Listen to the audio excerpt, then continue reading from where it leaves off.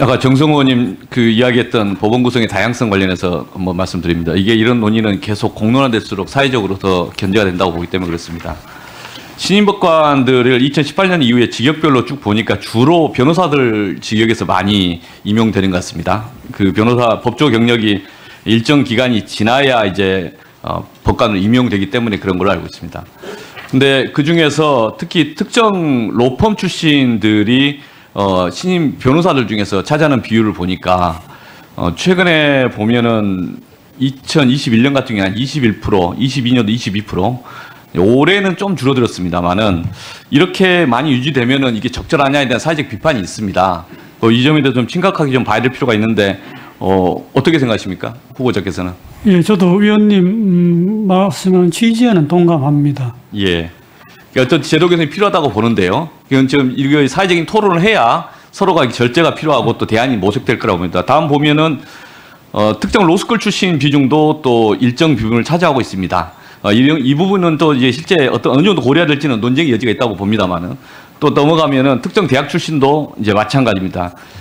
그리고 좀 더 보면은 거주지 중심으로 저희가 한번 조사 자료를 뒤져봤습니다. 근데 그 보니까 서울 출신이 이 전체적으로 보니까 75.6% 올해 같은 경우 많더라고요.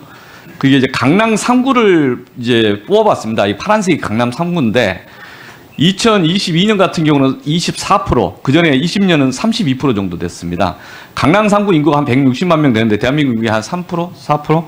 이 정도 되는데 그래서 이제 갈수록 이런 편중 현상에 대한 사회적인 이제 우려가 있는 거죠. 이런 지점에 대해서 이건 뭐 제도적으로 방법이 없다, 무시하고 갈 것인가. 이 실제 경험의 다양성이 확보되지 않으면 시민들의 일반적인 평균적인 상식적 수준을 따라가지 못하고 그래서 법원의 판결의 내용이 설사 정당하더라도 그걸 설득을 못하는 경우가 있습니다. 이른바 외관 책임에 대한 고민도 해야 되지 않겠습니까? 근데 이런 부분들에 대한 지적을 어떻게 좀 풀어갈 수 있을 것 같습니까? 저도 이렇게 비중이 높은 줄은 모르고 있었습니다. 앞으로 잘 살펴봐야 될 것 같습니다. 저는 저거 두 가지는 분명히 입장이 좀 있어야 한다고 봅니다. 특정 로펌 출신이 10% 이상 20% 가지면은 그 로펌과 관련해서 법원이 상당한 영향을 부정적인 의미에서 받을 거라고 봅니다. 그 지점에 대한 대책은 필요하다. 이걸 일정 정도 그 법관으로 오기 전에 어떤 특정 사무소에 너무 과다하게 임용 어렵다라는 뭔가 이게 기준이 있어야 되는 거 아닌가. 다른 것은 사회적 논쟁을 하더라도.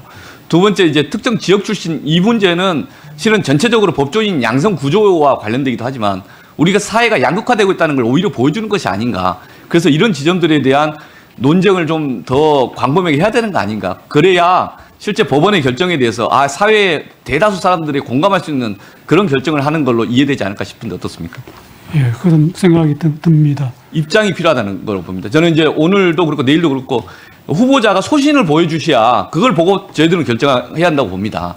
이것에 대해서 일반론적인 이야기를 답변하시면 그건 저는 그런 답변에 대해서는 좀 더 답답하다는 그런 느낌이 듭니다. 예, 이렇게 심각하다면 당연히 시정할 필요가 있다고 생각합니다. 예, 좀 적극적인 고민을 좀 해주셨으면 싶고요. 예. 저희가 보충 질문할 때 약간 빠졌던 거 하나 좀 질문을 좀 하겠습니다. 아이폰 사건입니다. 아이폰 배터리 사건 관련해서 그 사건에 관여했던 사람들 원고가 한 6,300명, 63,000명 됐지 않습니까? 이 사람들 재판하는 과정에서 진실 발견 관련된 이슈도 또 있었습니다. 그 당시에 그 재판 관련해서 증거 제출을 하라고 문서 쭉 요청을 했는데 법원에서는 원고들이 모색적 증거 신청한다고 해서 기각을 해버렸습니다. 그래서 이 사건이 형사사건에서 어떻게 밝혀졌는가를 보고 그 형사사건에서 언급됐던 불기소 결정문에 인용됐던 판결문들, 서류들만 요청을 했습니다. 그 서류들에 대해서 달라고 법원에서 결정을 했습니다. 그런데 그 서류도 피고 회사는 다 제출하지 않았습니다. 그런데 제출하지 않는 것에 대해서 법원은 아무런 조치를 하지 않았습니다. 현행법에서 그런 서류 제출하지 않은 문서 제출 명령에 따른 불이익에 대한 처분으로서 뭔가 이게 다른 식의 사실 인정이 가능할 텐데 그렇게 하지 않았습니다. 그래서 저는 이 사건을 보면서 법원의 태도가 너무 소극적이다. 너무 보수적이다. 이 사건에 관련된 많은 피해자들, 이 소비자들 보면은 그냥 법원을 보면 우라통이 치밀 것 같다. 이런 생각이거든요. 이거 어떻게 해결할 수 있을까요? 그동안 문서제출 명령이 조금 소극적으로 운영되어 온 것은 맞는 것 같습니다.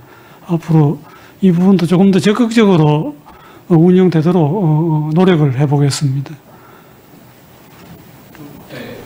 두 가지 이야기.